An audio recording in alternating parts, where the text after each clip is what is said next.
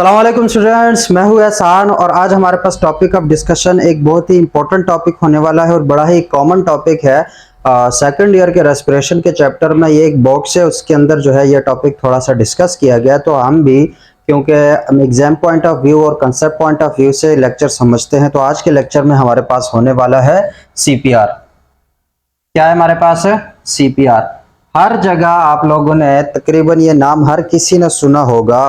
फिल्मों में जब भी कोई बंदा बेहोश हो जाता है या डूबता है या इस तरह का कोई भी सीन होता है और वो बेहोश हो जाता है तो उसको फिर सीपीआर करते हैं। कई जगह देखा होगा, कई जगह पोस्टर इनके देखे होंगे। फिल्मों में ज्यादातर जो ये चीज देखने को मिलती है तो वो सीपीआर करते हैं। सीपीआर क्या है? वो जिसमें वो मुंह के ऊपर मुंह रख के उसको जो सांस दी जाती है, पैसिव इनहेलेशन की जाती है, वही प्रोसेस सारा जो है उसको सीपीआर बोलते हैं। या वो सीने को दबा रहे होते हैं तो वो भी क्या है? बेसिकली हमारे पास सीपीआर है। तो अब ये सीपीआर जो है ये होता क्या है और इसको कैसे किया जाता है, वही हमारे पास आज का लेक्चर होने वाला है। और फिर से बता रहा हूँ कहाँ से, ये जो बॉक्स के अंदर आपको ये प्रोसेस सीपीआर वाला बताया गया है तो ये उसी से रिलेटेड है, क्योंकि रेस्पिरेटरी वॉल्यूम्स हम कर चुके हैं तो ये उसी से रिलेटेड है कि जब हम वो एक्सपिरेटरी रिजर्व वॉल्यूम को यूज कर रहे होते हैं और अब जो सांस है वो दे रहे होते हैं अगले एक बेहोश बंदे को। So what is CPR? ठीक है, सीपीआर को अगर मैं फुल फॉर्म इसका लिखता हूं तो ये है हमारे पास C for cardio, C for cardio मतलब दिल से related, P for pulmonary, P for pulmonary, pulmonary का मतलब क्या होगा? फेफड़ों से रिलेटेड, लंग से related. So cardio pulmonary, R से होगा रिससिटेशन। क्या होगा? रिससिटेशन। अब इसके नाम में ही पूरा प्रोसेस छुपा हुआ है कि ये सीपीआर क्या होता है। नाम से हमें पता चल रहा है कार्डियो पल्मोनरी मतलब दिल और फेफड़ों को मिलाना है और रिससिटेशन करनी है। रिससिटेशन का मतलब क्या है? रिससिटेशन से पहले हमने ससिटेशन जो इंग्लिश का वर्ड है उसका मतलब निकालने। तो ससिटेशन का मतलब क्या होता है? क्या होता है? एक्साइट होना। क्या होता है? एक्साइट होना। या फिर to give life, to give life, किसी चीज को जिंदगी देना, दैट इज कॉल्ड ससिटेशन। तो अब रिससिटेशन का मतलब क्या होता है? किसी चीज को, किसी इंसान को, किसी जानवर को दोबारा जिंदगी देना। दोबारा क्या देना? जिंदगी देना। रिससिटेशन क्या होगा? Bringing someone back to life, back to life. किसी शख्स को, किसी बीमार इंसान को, किसी भी चीज को दोबारा जिंदगी देना, दैट विल बी रिससिटेशन। तो सीपीआर में भी बेसिकली हम क्या करते हैं? एक बेहोश बंदा, एक मरने के करीब बंदा होता है, अगर वो उसी हालत में पड़ा रहे तो उसको हम रिससिटेट करते हैं, मतलब उसको दोबारा एक जिंदगी दी जाती है इस प्रोसेस में। तो that will be CPR, cardio pulmonary resuscitation. ठीक हो गया? इसका पूरा नाम क्या बनेगा? कार्डियो पल्मोनरी रिससिटेशन, या फिर इन शॉर्ट इसको क्या कहा जाता है? सीपीआर कहा जाता है। इन शॉर्ट क्या कहेंगे इसको? सीपीआर कहेंगे। अब ये एग्जाम में कभी कभी इसके एमसीक्यूज आते रहते हैं, इसकी वजह से ये जो टॉपिक है वो काफी इंपॉर्टेंट हो जाता है और फिर ये प्रोसेस काफी इंपॉर्टेंट है, क्योंकि डेली लाइफ में आप लोगों को इसका पता होना चाहिए कि सीपीआर करते कैसे। इसके और कई नाम है सीपीआर का। एक और अगर मैं नाम बताऊं तो वो है हमारे पास mouth to mouth, mouth to mouth, क्या? Artificial, mouth to mouth artificial क्या? रेस्पिरेशन। क्या है? रेस्पिरेशन। दूसरा नाम इसका क्या है? Mouth to mouth, mouth artificial respiration मतलब मुंह के साथ मुंह लगा के किसी को मसनूई सांस देना, artificial respiration, that will be CPR. या इसका एक और नाम भी है, वो थोड़ा सा अलग प्रोसेस है लेकिन वो भी इसी में आ जाता है, रेस्क्यू ब्रेथ। क्या है हमारे पास? Rescue breath. तो क्या है, मैंने तीन नाम डिस्कस कर लिए जिनका मतलब सेम है, rescue breath, mouth to mouth artificial respiration या जिसको हम रिससिटेशन बोलते हैं, या फिर सीपीआर प्रॉपर इसका जो बायो वाला नाम है कार्डियो पल्मोनरी रिससिटेशन। क्या है हमारे पास? Cardio pulmonary resuscitation. तो याद रखना इसके बारे में जो इंपॉर्टेंट बातें हैं, एक तो हमारे पास इंपॉर्टेंट बात ये है कि इसमें ये पैसिव इनहेलेशन है। क्या है हमारे पास? है पैसिव इनहेलेशन। अब ये बात क्यों इंपॉर्टेंट है? क्योंकि जब हम मैकेनिज्म ऑफ ब्रीथिंग पढ़ रहे थे तो उसमें हमने कहा था कि जो इनहेलेशन है वो एक एक्टिव प्रोसेस है, लेकिन ये वाले इनहेलेशन जो सीपीआर के थ्रू की जाती है इसको क्या बोलते हैं, पैसिव। ये कौन सी होगी, पैसिव इनहेलेशन। तो ये एक डिफरेंस भी है, एक एमसीक्यू भी है और एक कंसेप्ट भी है, ठीक है। हमारे पास सीपीआर क्या है, वो एक पैसिव इनहेलेशन है, ये बात है, याद रखना। बाकी सीपीआर में बेसिकली होता क्या है, सीपीआर में जब कोई बंदा अनकॉन्शियस होता है, मतलब एक बंदा बेहोश होता है, किसी भी वजह से बेहोश हो सकता है, कोलैप्स कर गया, बेहोश हो गया, या मतलब पानी में कहीं मतलब नहाते हुए स्विमिंग पूल में वो डूब गया, या फिर वो पानी उसके लंग्स में चला गया, ये सारा सीन हुआ, किसी भी तरीके से वो बंदा हुआ बेहोश। क्या हुआ, बेहोश। तो उस बंदे के साथ सीपीआर किया जाता है। सीपीआर का एक प्रोसेस है और इस सीपीआर के थ्रू उस बंदे को दोबारा होश में लाने की कोशिश की जाती है। तो इस प्रोसेस को हम बोलेंगे सीपीआर। अब ये सीपीआर जो है उसमें होता क्या बेसिकली कि एयर को फोर्स किया जाता है, फोर्स्ड एयर इनटू लंग्स। फेफड़ों के अंदर बेसिकली हम हवा जो है वो फोर्सफुली अंदर डाल रहे होते हैं ताकि वो फेफड़े दोबारा से कोलैप्स जो हुए थे वो दोबारा से खुल जाएं और उसमें दोबारा से जो है वो रेस्पिरेशन का प्रोसेस वो शुरू हो सके, जो कि जिंदगी की एक अलामत है। तो ये तो सिंपल थोड़ी सी इसकी जो क्या कहते हैं उसे हूँ हाँ हमें पता लग गई कि अब ये चीज क्या है, सीपीआर है क्या, इसमें किया क्या जाता है, बेसिक बेसिक बातें क्या है कि पैसिव इनहेलेशन है, हम हवा जो है वो जबरदस्ती किसी बंदे के या रेस्पिरेटरी सिस्टम में दाखिल कर रहे होते हैं, ये सारा सीन इसको कहेंगे सीपीआर। अब जो मेन इंपॉर्टेंट हमारे पास है यहाँ पे टॉपिक या जो हमारे पास कॉन्सेप्ट है वो ये है कि सीपीआर जो है वो परफॉर्म कैसे किया जाता है। तो बड़े बेसिक से इसके स्टेप्स होते हैं और बड़े इजी से इसके स्टेप्स होते हैं। तो हमने बेसिकली वही चीज देखनी है कि जो सीपीआर है उसको परफॉर्म कैसे किया जाता है, उसको परफॉर्म कैसे किया जाता है। अब याद रखना बुक में जो मेंशन है वो माउथ टू माउथ है, मतलब मुंह से मुंह लगाकर जो हम सीपीआर का प्रोसेस जो है वो करते हैं। तो इससे पहले अमूमन जो है रेस्क्यू के दौरान माउथ टू माउथ से पहले एक और तरीका कार होता है रेस्क्यू करने के लिए, सीपीआर करने के लिए, और वो क्या है कि वो सीने के ऊपर हाथ रख के उसको दबाते हैं। बहुत सारे जगह पे देखा होगा, कई ऐसे सीन्स जो है वो नजरों के सामने आते हैं जिसमें वो अगर कोई बंदा जो है वो सीरियस कंडीशन में है और उसके जो सांस है वो बहाल नहीं हो रही तो डॉक्टर लोग आके उसके सीनों को दबाना शुरू कर देते हैं।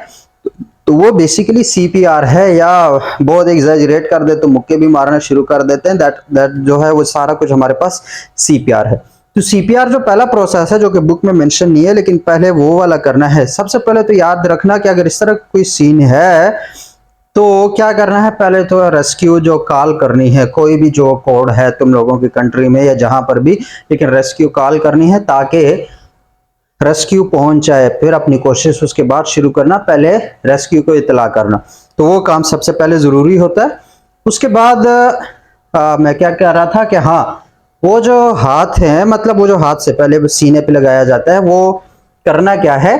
अब देखो इसके लिए पहले स्टेप्स हैं, क्या है हमारे पास, बेसिक स्टेप्स हैं। बेसिक स्टेप्स के बाद जो है जब बंदा एक विक्टिम जो है जो बेहोश हो चुका है वो उस पोजीशन में आएगा, उसके बाद आप लोगों ने रिससिटेशन का प्रोसेस स्टार्ट करना है, चाहे वो माउथ टू माउथ हो यानी रेस्क्यू ब्रेथ हो, चाहे वो फिर सीपीआर हो जो कि हाथों के जरिए किया जाता है। तो वो सारा उसके बाद होगा। उससे पहले कुछ स्टेप्स हैं जिनको फॉलो करना है, ठीक है। उसमें सबसे पहला जो स्टेप है स्ट्रेच आउट द विक्टिम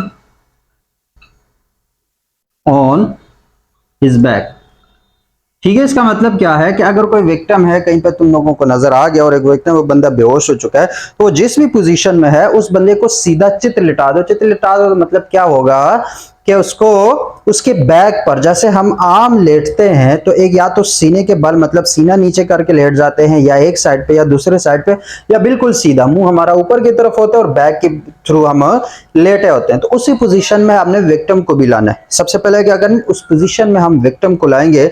जब वो उस पोजीशन में आ जाएगा उसको स्ट्रेच आउट करना है, मतलब उसकी टांगे भी सीधी करो, हाथ जो है उसके सीधे करो ताकि वो बिल्कुल स्ट्रेच आउट पोजीशन में हो, ठीक है। उसके बाद क्या करना है, जब वो स्ट्रेच आउट पोजीशन में आ गया उसके बाद उसका मुंह खोलना है, ठीक है। मुंह खोलना है और मुंह में देखना है कि कोई ऑब्स्टेकल, कोई ऑब्जेक्ट, कोई फॉरेन ऑब्जेक्ट जो है उसके मुंह में प्रेजेंट तो नहीं है। मतलब अगर बिलफर्ज अगर किसी को चौकिंग, कोई खाना खाते हुए कोई खाने नवाला उसके अंदर पड़ा या कोई ऐसी और चीज है जो उसके अंदर पड़ी है, तो सब साइड पहले फिंगर स्वीप करके मतलब उंगलियां जो है वो अंदर डाल के वो हमारे पास वो जो ऑब्जेक्ट है, जो फॉरेन ऑब्जेक्ट है, पहले उसको निकाल लो, ठीक है। लेकिन ये उंगलियां तब मुंह के अंदर डालनी है, फिंगर स्वीपिंग तब करनी है जब अंदर आपको कोई चीज नजर आ रही हो। अगर नजर ना आ रही हो और तुम लोगों ने उंगलियां डाल दी, तो हो सकता है कि वो चीज गले तक पहुंच गई हो या अंदर हो, नजर ना आ रही हो, लेकिन तुम लोगों की उंगली की वजह से वो और नीचे चला जाए, ठीक है। तो अगर कोई चीज मुंह में नजर आ रही है तो उसके बाद फिंगर स्वीप करो। क्या करो? फिंगर स्वीप करो, मतलब उंगली मुंह में डाल के, वो किसी भी तरीके से दो भी डाल सकते हैं, जिस तरीके से वो निकल सकता है, तो उसको फिंगर स्वीपिंग बोलते हैं। तो वो करके उसके मुंह से कोई जो ऑब्जेक्ट है वो निकाल दो। ये भी कर लिया। उसके बाद मतलब एक तो हमने कर लिया, स्ट्रेच आउट किया विक्टिम को उसके बैक पे। उसके बाद एक और काम जब ये किया, अगर उसके नेक के अराउंड या उसके सीने के अराउंड कोई टाइट शर्ट है या कोई टाइट उसने कोई चीज पहनी हुई है, तो उसको लूज करो।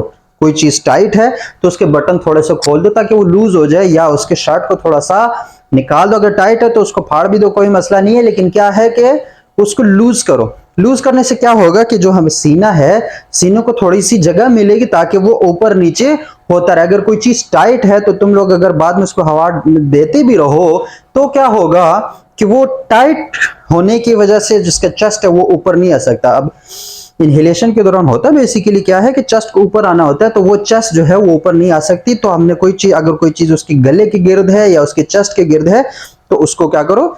लूज कर दो। लूज करने के बाद क्या है, फिर उसके बाद वही मुंह में देखो, अगर कोई फॉरेन ऑब्जेक्ट है तो उसको फिंगर स्वीप करके निकाल लो। उसके बाद क्या करना है, जब उसने निकाल लिया तो उसके बाद अपने हाथ से जिस भी साइड पे बैठे हो, बिलफर्ज ये एक विक्टिम है, ठीक है। विक्टिम है ऐसे, मैं बस बना रहा हूं, समझ जाना कि ऐसे ही कुछ है। ऐसे आपका बंदा जो है वो लेटा हुआ है, तो उसके सर की तरफ जाओ। किसकी तरफ जाओ? उसके सर की तरफ जाओ और घुटनों के बल बैठो। किसके बल बैठना है? घुटनों के बल, पैरों के बल नहीं बैठना, घुटनों के बल। जो सीन में इमोशनल सीन्स होते हैं और हीरो या हीरोइन को कोई बहुत बड़ा धचका लगता है तो वो घुटनों के बल सीधे जो जाके बैठ जाता है, तो उसी तरीके से घुटनों के बल बैठो, नील डाउन करो, घुटनों के बल बैठे सर के पास। उसके बाद क्या है, अगर बिलफर्ज बंदा जो है वो मेरे सामने ऐसे, ठीक है, वो मेरे सामने है, उसका सर इस तरफ है, तो फिर मैं क्या करूंगा, मैं अपना राइट हैंड यूज करूंगा। अगर उसका सर इस तरफ है तो मैं अपना लेफ्ट हैंड यूज करूंगा, ठीक है। इस चीज को ध्यान रखना, जिस तरफ सर है ना उसके लिहाज से, ताकि इजी हो। अगर वो मेरे राइट साइड पर बंदा है, मतलब ये बिलफर्ज मेरे सामने, ये राइट साइड पे बंदा है, चित लेटा हुआ है, तो पहले अपना राइट हैंड यूज करना है। राइट हैंड यूज करके यहां से इसको जो गर्दन है उसको टिल्ट कर दो पीछे की तरफ। क्या कर दो?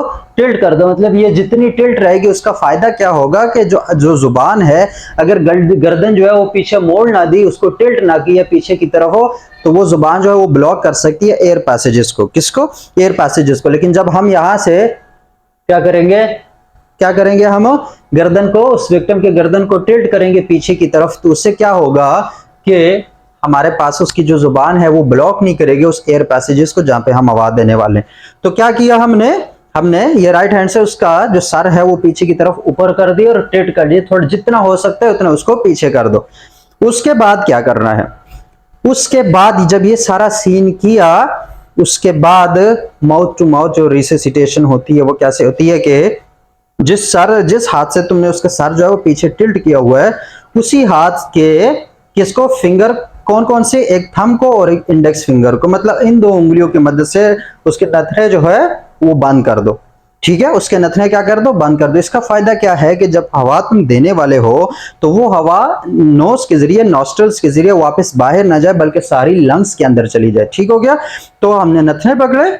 नथने पकड़ने के बाद क्या किया, अब अगर बंदा बड़ा बंदा है तो उसके तो नथने तुमने पकड़ लिए, और उसके बाद क्या है कि अब कुछ सेकंड्स, हर कुछ सेकंड्स के बाद जो अपना माउथ है वो उसके माउथ पे रखो और उससे पहले डीपली इनहेल करो। क्या करो?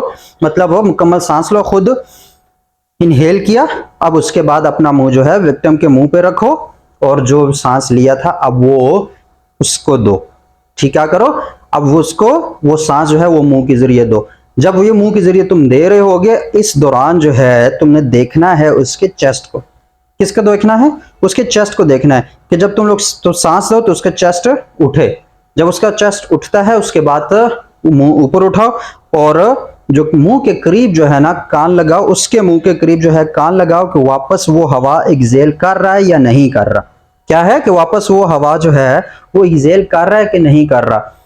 एक बार ना किया, दूसरी बार करो, तीसरी बार करो, चौथी बार करो, लेकिन हर बार जब क्या कर रहे हो, इनहे मतलब जब अपनी सांस जो है वो अगले की सांस देते हो तो उसके बाद उसकी चेस्ट को देखो, चेस्ट ऊपर को उठेगा, उसके बाद कान लगाओ उसके मुंह के साथ। अगर वो एक्सहेल करता है तो इट्स मीन कि अब वो वर्किंग में आ रहा है। तो इस तरीके से जो है तुम लोग एक जो अनकॉन्शियस बंदे हैं उसको रिवाइव कर सकते हो। तो जब वो रिवाइव हो जाए तो उसके बाद घंटा आधा घंटा जो है उसको वहां से उठने ना दो, बल्कि उसको स्टेबल होने दो। तो ये तो था माउथ टू माउथ हमारे पास रिससिटेशन कैसे होती है। एक और तरीका होता है जिसमें सीने के ऊपर दबाया जाता है। तो उसमें क्या है कि वो भी वही ऐसे चित लेटा हुआ है आपका बंदा, ठीक है, जो विक्टिम है वो चित ऐसे ही बिल्कुल पीठ के बल लेटा हुआ है। उसके लेटने के बाद क्या करना है, जब उसको लेटा दिया उसके बाद क्या करना है, अपना ये जो भी हाथ, अगर तुम लेफ्टी हो तो लेफ्टी वाला, अगर राइटी हो तो राइटी वाला, ठीक है, वो हाथ नीचे उसके चेस्ट पे रखना है। अब कहाँ पे रखना है, ये जो अंडर आर्म्स है इसके साथ जो ये जो सीना है जहां से ये मतलब शेप इस सीने की बनती है उसके मुताबिक आते आते बिल्कुल ये सेंटर में आ जाओ, ठीक है, सेंटर में आ जाओ। और फिर ये दिल की तरफ जो हाथ रखना है, किसकी तरफ रखना है, दिल की तरफ। तो अगर बिलफर्ज मैं राइटी हूं तो मैं अपना राइट वाला हैंड जो है ये जगह जो है ये सीने के पास ऐसे रखूंगा और यहां से इसको प्रेस करने की कोशिश करूंगा। अब प्रेस कैसे किया जाता है, ये हाथ मैंने ऐसे रख दिया, ठीक है, ये बिल्कुल नीचे बिल्कुल सीना है, ये हाथ मैंने रख दिया और उसके बाद बिल्कुल ये स्ट्रेट के बिल्कुल नीचे पड़ा हो ना कोई बंदा तो उसके बिल्कुल ऊपर, ताकि ये जो आर्म है ये आपकी स्ट्रेट रहे, क्या रहे, बिल्कुल सीधी रहे, ताकि जोर जो है वो सारा सीने पे आता रहे। तो ये हाथ ये जोर देने के लिए, ठीक है, और उसको फिर सपोर्ट करने के लिए ये जो उंगलियां हैं इसको ऐसे इसमें डाल दो और उसके बाद क्या करो, उसको दबाते जाओ, उठाते जाओ, लेकिन दबाया फुल, उसके बाद हाथ जो है वो लूज कर दिए ताकि सीने को दोबारा उठने के लिए ज्यादा फोर्स ना लगानी पड़े, उसके पास स्पेस मौजूद हो ताकि वो सीना जो है वापस उठ सके। तो हाथ क्या करना है, ऐसे, फिर दबाओ, फिर उठाओ, फिर दबाओ, फिर उठाओ, यहां तक के कुछ देर दबाया, फिर उसके बाद फिर कान लगाए उसके मुंह के साथ कि उसके जो रेस्पिरेशन है वो बहाल हो रही है कि नहीं, और उसकी सांस बहाल हो रही है कि नहीं हो रही। तो इस तरीके करने से ज्यादातर केसेस में जो है वो बंदा रिवाइव कर सकता है। तो that was all about CPR, कि सीपीआर होता क्या है, उसको कैसे किया जाता है, बड़ा इजी सा प्रोसेस है। बाकी अगर कोई वीडियो मेरे एनिमेटेड वीडियो मिल जाती है तो जरूर देखो और मुझे दुआ में याद रखो। इजाजत दो मुझे, क्योंकि इसमें कोई ज्यादा पढ़ाने वाली बात तो थी नहीं, बस एक डब्बे में एक जो प्रोसेस है वो बताया गया, तो पढ़ाना उसके लिहाज से फिर लाजमी हो जाता है। इसलिए मिलते हैं इंशाल्लाह एक और लेक्चर में एक और टॉपिक के साथ। तब तक के लिए अपना ख्याल रखना और मुझे दुआओं में याद रखना। अल्लाह हाफिज।